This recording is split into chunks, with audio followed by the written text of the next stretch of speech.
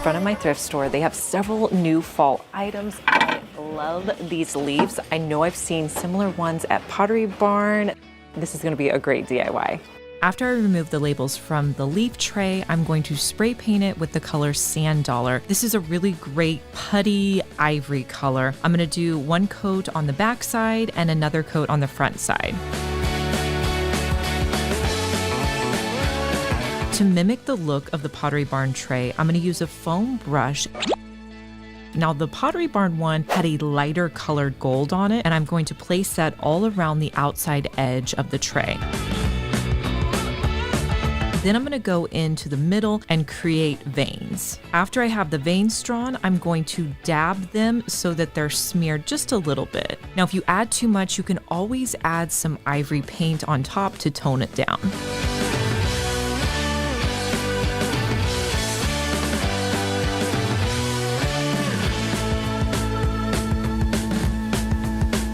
I had a fun idea for this next hack. Now, I love using diffusers this time of year, especially in the fall. They're just great to have sitting out. They smell so good in your house, but I thought for Halloween, what if we took our diffuser and put it in a cauldron? That's what we're gonna try to do. I thought the steam coming out would look really spooky and fun. I don't know if it's gonna work, but we'll try it. I'm gonna use my drill to drill a hole at the bottom of the cauldron so that I can feed the cord through it.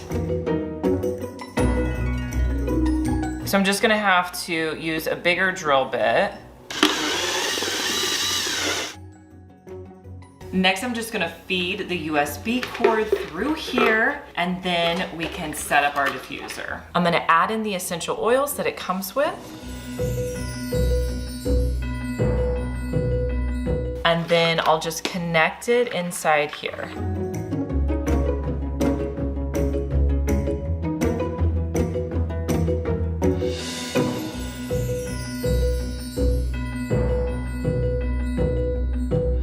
Each year, I like to pick 5 colors to go with my fall color scheme, and then I try to do most of my DIYs in that color. And when you have a fall color scheme for your house, it just really helps to give your home a cohesive look whenever you're creating a bunch of DIY projects. Now, to make it affordable, what I like to do is take my fall paint colors that I want to use. I'll go to Sherwin-Williams and color match them, and then just pick up 5 sample paints in my fall color scheme. One of the paint techniques you can do to make a really thick texture for your paint is to mix sand from Dollar Tree with your paint color. This really makes this like gritty texture, and the best thing about it is typically when you do this, you only need 1 coat of paint. I'm gonna use a paintbrush for this project and start by painting the inner portion of my decorative piece. Once I have that covered, I'll move to the outside, and then just let this dry overnight and you can style it with your decor.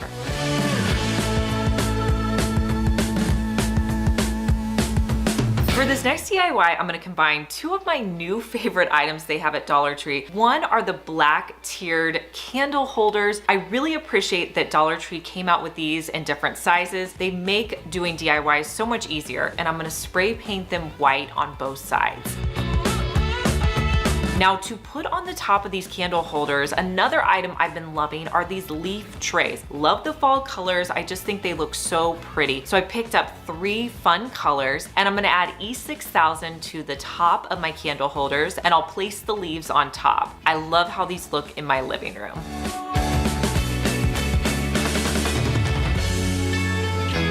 Thrifted books are by far my go-to when I'm decorating. I love using them as a base for other decor, and the best place to pick them up is at the thrift store. So for this project, I bought 3 hardcover books. I'm gonna add paper to the pages so that it protects them whenever I spray paint the covers.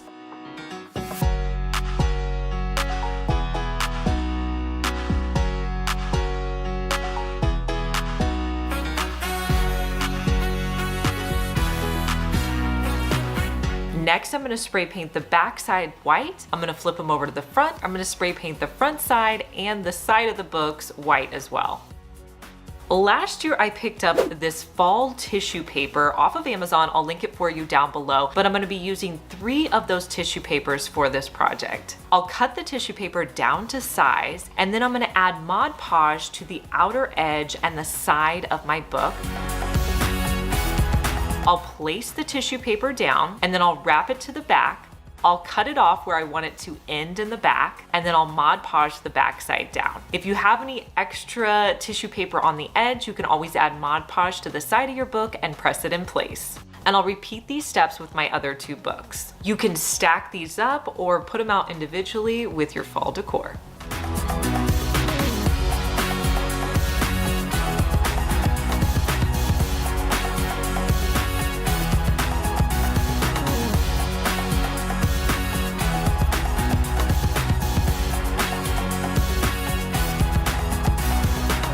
For this next project, I want to show you a Pottery Barn dupe that I created. Now, Pottery Barn has several mirrors, but they are really expensive. When I was at the thrift store, I found this mirror and it was only $12, and I felt like it would be a great dupe for a Pottery Barn mirror. I'm going to create cross pieces at the top and the side with this wood weaving product that I picked up off of Amazon. I'll link it for you down below, as well as any other product that I'm showing you in today's video. I'll cut down the wood weaving pieces to size and I'll hot glue them onto my mirror.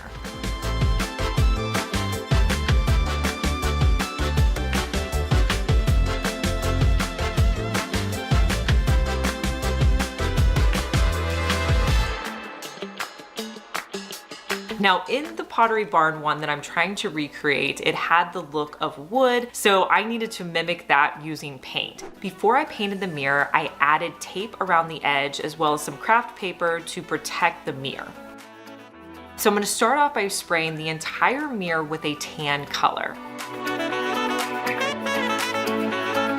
Then I'm gonna go in with a textured outdoor paint that is kind of a gritty paint that you would use maybe if you were spraying outdoor furniture. Another technique that I did to add in a little bit of dimension and make it look more like wood was I actually added a stain to the paint. Did you know that you could stain things that are painted? It really just helps to make it look more like wood. I used a foam brush and sporadically around my mirror, I placed stain on, and then I removed the excess immediately with a paper towel.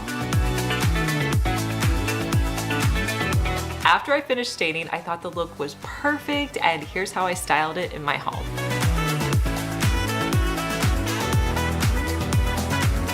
Dollar Tree recently came out with these cool Lazy Susans in the plus section. So I'm gonna show you how you could style this Lazy Susan with some other fall items. Now, one of my favorite things they had out this year are these little acorns. They have them in the pedestal. They also have the small trays. So I'm gonna place those on my Lazy Susan. I thought this would be great to sit out with any of your fall candy. You just place it on there, get the orange, get the really colorful kind, or honestly get whatever you want. And you can have this out during the fall season, or if you're having people over to your house.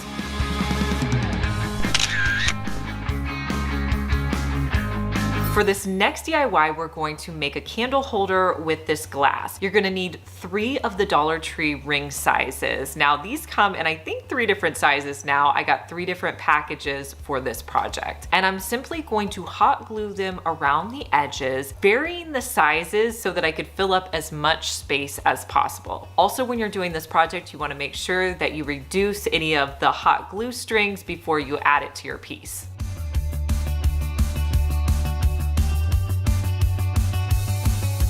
For the inside, I'm gonna add in some white sand and a candle I had in my craft room.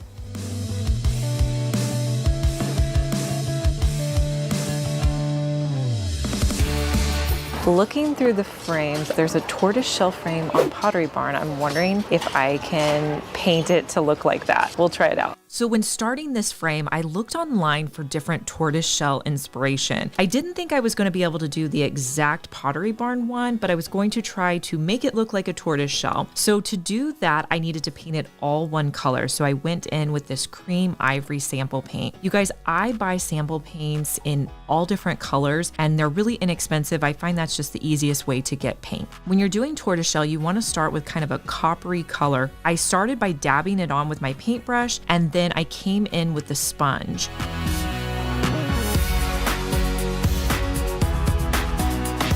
Next, you want to go in with more of a fine detail brush, and you're going to add on your black. You do want to definitely go in and sponge your black as well to make it look very blended.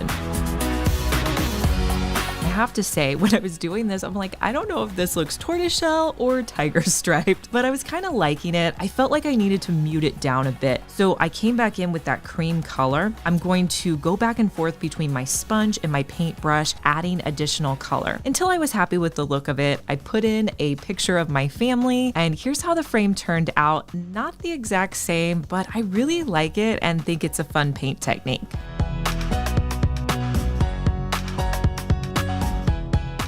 Hey guys, I'm Liz and you're watching my second DIY channel where I post daily DIY videos. You may be familiar with my main channel, Liz Fenwick DIY, but I'm glad that you found me over here on my second channel. Make sure that you're subscribed so you just get notified every day when I post our daily DIY video.